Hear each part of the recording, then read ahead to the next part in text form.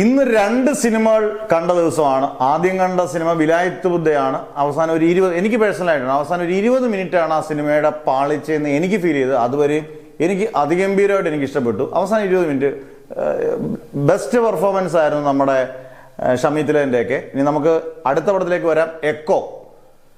Echo ആദ്യമേ ഒരു വലിയൊരു കൈയടി കൊടുക്കേണ്ടത് അതിൻ്റെ കപ്പിത്താനാണ്, ഡയറക്ടർ ദിൻജിത്ത്. കിഷ്കിന്ദ കാണ്ഡത്തിന് ഡയറക്ടറാണ്. അദ്ദേഹം ഇന്റർവ്യൂവിൽ പറഞ്ഞായിരുന്നു, കണ്ടന്റ് ആണ് എന്നെ ഒരു സിനിമ ചെയ്യാൻ പ്രേരിപ്പിക്കുന്നത്.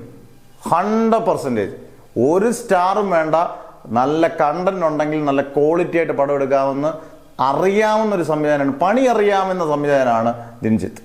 നല്ല കിടുക്ക മേക്കിംഗ്, നല്ല സൂപ്പർ ബാക്ക്ഗ്രൗണ്ട് സ്കോറിംഗ്, ഒരു രക്ഷയില്ലാത്ത സിനിമാറ്റോഗ്രാഫി. തിയേറ്ററിൽ 4K അറ്റ്മോസ് ഉള്ള തിയേറ്ററിൽ തന്നെ കാണണം. കാരണം ആ വിഷ്വൽ എഫക്ട്സും നമുക്ക് ഈ പറഞ്ഞ പോലെ സിനിമാറ്റോഗ്രാഫിയും ഒക്കെ നമുക്ക് കാണണമെന്നുണ്ടെങ്കിൽ നല്ല 4K അറ്റ്മോസ് ഉള്ള തിയേറ്ററിൽ തന്നെ കാണണം.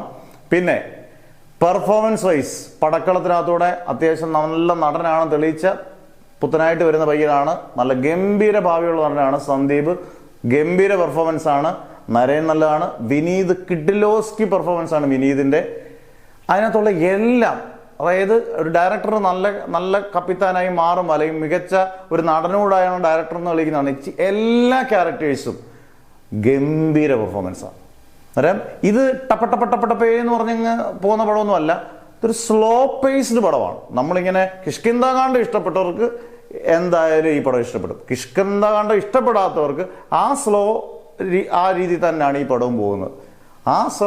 ആ രീതി ഇഷ്ടപ്പെടുന്നവർക്ക് ഉറപ്പായിട്ട് ഈ പടം 100% ഇഷ്ടപ്പെടും. പ്രത്യേകിച്ച് നല്ല ഗംഭീര തിയേറ്ററിൽ പോയി കണ്ടാൽ. അന്നേരം ഉറപ്പായിട്ടും എക്കോ എന്ന് പറഞ്ഞൊരു സിനിമ നമുക്കൊരു മലയാളികൾക്ക് ഈ പറഞ്ഞ പോലെ അന്യഭാഷയിൽ കൊണ്ടുപോയി നമുക്ക് കാണിക്കാൻ പറ്റുന്നൊരു ഗംഭീര സിനിമയാണ്. അതിനകത്ത് സംശയമില്ല. ഇതിൻ്റെ കളക്ഷൻ റെക്കോർഡുകളെ കുറിച്ച് എനിക്കറിയത്തില്ല. എനിക്ക് പേഴ്സണലായിട്ട് ഭയങ്കരമായിട്ട് ഇഷ്ടപ്പെട്ടു.